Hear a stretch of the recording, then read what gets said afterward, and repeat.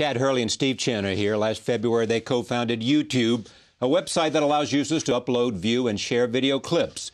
YouTube is currently one of the fastest-growing sites on the web, outpacing even MySpace. The site hosts a collection of over 70 million video clips and averages 60,000 uploads a day.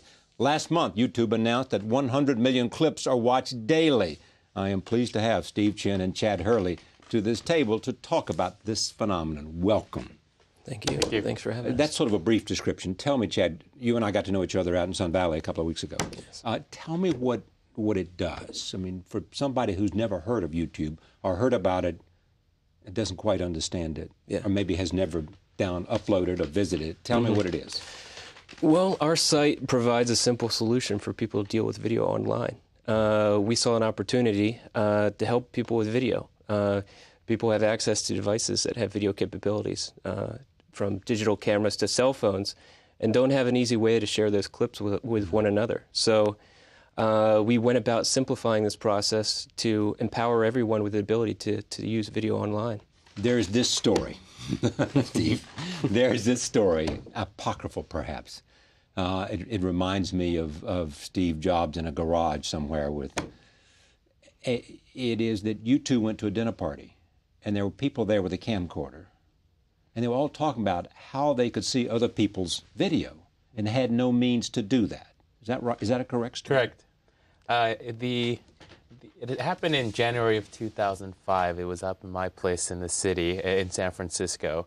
And we were having a dinner party, and people had digital cameras there, and we were taking normal digital photos as well as movies. And when we tried to share the photos, we found it very easy to share the photos with one another. But when we tried to share the movies, we tried to email it back, but it just kept getting rejected, bounced back. We tried to upload, and people have different video types, video codecs that you have to download, different software. So we sort of took a look at, with all the digital cameras now, with phones being able to take movies, that this was going to be more and more of a problem for other people. And we try to make and simplify this process to make it as easy as possible to share these videos online. So what did you do? Did you leave that dinner party and say, all of us have jobs? Well, three of you, right? Yes. Three of you, all from PayPal. That's correct. Correct. Yeah. Did you walk out of that dinner party saying, there's a business here, there's a company here? Yeah, definitely. I mean, we started thinking, and I think the YouTube has sort of gradually changed over time. But when we first started, it was just trying to share these clips with one another, and we started meeting, actually in Chad's garage in Menlo Park. Yeah. Back to the Apple store, but we actually have video clips of us sort of drawing. I think probably Wozniak was spending more time in the garage than Steve Jobs was. And touching on our experience at PayPal, we saw the power of simplifying a process and giving everyone a solution. So in that case, being early employees there, we did that for payments, and we saw the same opportunity here in the video space. PayPal now owned by eBay? That's correct. Yeah. So you figured out, you went out and wrote some software, went out and got some venture capital. Once you got the site operating, who used it? And how fast did it grow?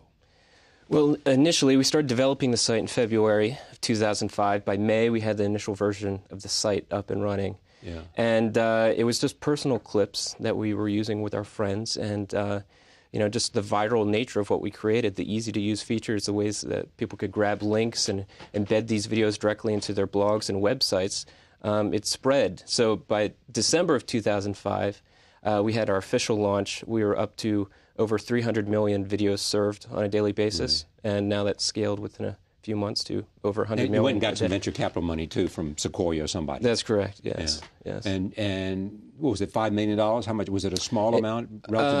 Initially, yes. In total, it's been $11.5 million in 2 rounds. Pull back for a second and tell me what you think. Why is it so popular? What does it say about where we're going? And who's going to be using it in the future? I think the main attraction of the site can be probably broken down into a couple of things. I think one is being able to, not the traditional time slot. You don't have to be at a certain place at a certain time to catch a show. So you can basically, anytime you want, either it's in the office or at night, log into YouTube and find what you want to see. Find out what you want to see, meaning what? Oh, by searching. And so that's the other thing, too, with just the vast sea of content out there. I think there's something out there for everyone, so not just restricted to maybe a few channels of content. You basically search what you want to see. If you want to search on stuff about what's happening right now in, for example, in Israel, Lebanon, we've started getting a lot of video clips. So you're getting videos sent to you, uploaded to you, and then you can see stuff that people are shooting with their own camcorders. Exactly. In the war zone itself. Right, right. And if that doesn't interest you, I mean, basically anything you search for, there's going to be something that other people that are interested in the same thing have uploaded to the site. Now, do they do the editing themselves, or do you edit? Oh, no, it's completely user-generated. So you're going to get stuff with people maybe dancing in their own bedrooms, and then they're going to get stuff that's heavily edited with people, cutting their own scenes and doing a lot of editing on their own computers. How do you avoid pornography, for example? That's actually relied upon our community. So a lot of the content that comes on the site, we empower the community to be able to flag certain videos, and as soon as the videos are flagged, it enters a queue for our customer service to look at. And it's manned 24 hours, 7 days a week, and we always have people just looking at this queue of flagged content. And as soon as, it generally takes about, I think 20, 30 minutes, and the content is taken down, the inappropriate content. It also is discouraging for the users. After the first video, they find out, after spending 30 minutes uploading this, it's not worth my effort to try it again. And we've also communicated that to the community, so they understand what we're about from day one. We've had that policy, and so just moving forward, relying on the community in a similar way that eBay and Craigslist relies on the community to help them monitor what's going on their site. We're using the same. When system. did the networks get interested, like NBC, CBS? Well, there was a time when NBC did have a clip that was on our site that became quite popular, the Lazy Sunday clip. Right. And when that happened, we saw tremendous growth for that clip. And I actually reached out to NBC asking them if they had uploaded that clip within a week of noticing it in our system. We had a preview. You reached out and said, did you upload this? Yeah. And they said? They said they'd get back to us. And when they got back to you, they said? They asked us to take it down. And since then, we've been happy to work with them to help them leverage what we've built to get in front of this new audience. So that's where we are. We're in a transition where we saw it as a personal solution, but now we're working with professional content owners to harness that. Okay, explain that, because that's a huge part of the future, I assume. Mm-hmm. Yeah. So what we're also allowing people to do beyond searching and viewing content is to participate in this process. So we don't revolve in the traditional time slot model. So we accept everyone that uploads videos to our site, and it's the community that decides what's entertaining to them. And what does that do with copyright infringement? What that does is provides us an opportunity to build a smarter system, to build a system that controls these issues.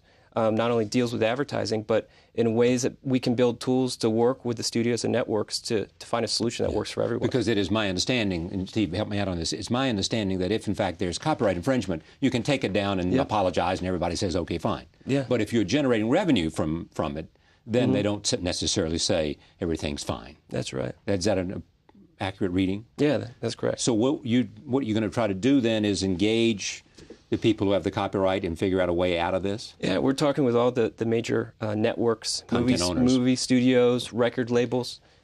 But movie studios, you only run clips. I mean, you run trailers. You're not running the movies, because 10 minutes is the largest slice you have. Yeah, we limit the clips so people don't abuse the system. In fact, like the 10-minute stuff was actually something that, back in May when we first launched the site, I mean, I think it's just something that gradually evolved. When we launched the site, we were still sharing dinner party videos and pet video, cat videos, but pet videos are big. We seeded the site early on with all of our pets videos. They're famous. But over time, we saw that people were uploading all sorts of content, and we started seeing. Like what? I mean, just give me a sample for people who've never seen. What are they uploading? Well, specifically on the so I think there's a lot of people uploading basically stuff that they're passionate about, or people. If it's somebody that's a big tennis player, they would upload their tennis match that they just played this weekend, and other tennis players would want to see. And they would comment back about maybe you can improve that serve or something like that, and you get these little communities based around similar interests, similar things that people are taking videos of, and people that want to consume that same content.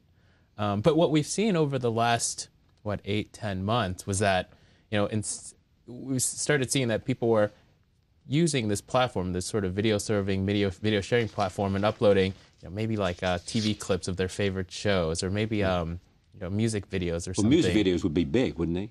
Yeah, definitely. But I think the sort of what they didn't understand was that just because they maybe purchased a CD that they bought the album or they bought it from the iTunes, they don't actually have the sort of mass distribution rights for these clips. And so, yes. So it's a lot of just education too during the upload process of just telling them, if this is copyrighted content, you don't have the distribution rights to upload this. And same thing with this 10-minute rule that Chad alluded to earlier, which was, we started putting down other rules. It says, if this video content is over 10 minutes, we're not going to accept it because it's probably not, we just started seeing that it's probably not something that you have the distribution rights for. Your revenue's coming from where? From advertising. We've had advertising on the site since December, and we've already been, receiving significant revenue, and we're on track to be profitable. Do you have some projection date for that? Just in the months to come. Really? So it'll be in 2006. You'll be profitable. We feel confident about that. Yes. Yeah. And advertisers. I mean, your early read is that advertisers, simply because of the number of people coming to the site, it's a place they want to be. You will then take that advertising and place it in what way? We're looking at new opportunities. I mean, we're building our ad platform, and we think there's a great way for users to engage with ads on our site, not in a traditional way. We don't want to force ads on people. Yeah. We want ads to benefit their experience, to be relevant to what they're viewing on our site. When you dream about the future of this, what do you dream about? Where does your fondest aspirations take you? Well, lately I've been really looking at the sort of what we can do on the mobile space. I think there's a giant opportunity for mobile phones, both in terms of consumption and uploading videos.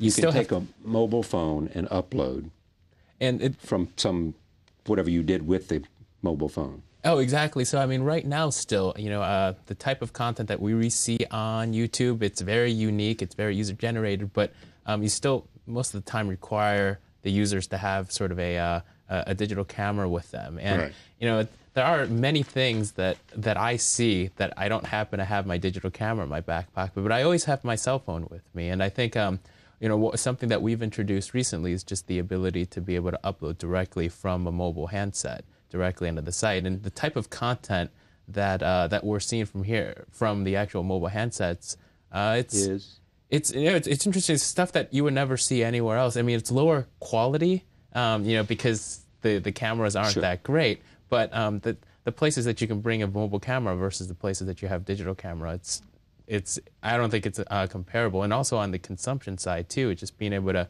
view videos on the mobile handsets as well. I think that's a very exciting opportunity. Do you think that's where it's going to be, though? Either watching it on a camera, on a mobile phone, on a cell phone, and uploading on a cell phone, that's sort of the future of it? Yeah, I mean, I definitely think there's a lot of potential out there yes, for watching videos. Because billions of people have cell phones and walk around with them. Mm-hmm. Yeah. Do you agree with that? Yeah, no, I think that it's going to be a tremendous opportunity, the mobile space. There is this question always. You're living off of venture capital right now. Mm-hmm. You expect to be profitable before this year is out.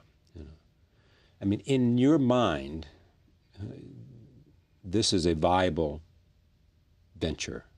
Oh, definitely. And there's no question. Mm-hmm. And you're beginning to see, I'm sure, people come to you who want to buy you out in the same way that News Corp bought MySpace. Mm-hmm. Are you open to those ideas, or do you want to get it to a certain level and you want to get it to scale it up before you even well, a lot of the go there? Rumors out there are just rumors. Through the blogs and articles that are being written about us. That you might sell it to this party or that party. Yeah, I mean, it's news to us. And, we're not even concentrating on that. We, no matter how many times I try to tell people, we are truly just concentrating on the product and just building grow the business. Exactly, yeah. And you know, we feel really fortunate to have the opportunity to you know, be at a company that has a chance to solve problems for people. So that's what we're working on. Yeah. What are the risks, you think? You've got to assess the risk. You're in a business. Yeah. What are the risks? Well, the copyright issues. Right. You know, that's one. We started as this personal service. Now we're finding out how we can work with professional content owners and how do we find a solution that works for everyone. So we're concentrating on that. I think the second piece is... That's one of those things, if you put enough IQ on it, you can work it out. Yeah. So that's what we're working on in a short amount of time here, a few months, trying to figure that out. Right. The second is building an advertising model that works. We're excited about the opportunities to look at new ways that people can deal with ads in our system. And what model is most likely to work, you think? A system that presents users relevant ads and aren't forced kind of in front of their experience to just watch videos on our site. Something that benefits them. Are you surprised by the phenomenal growth of MySpace? I mean... Not really.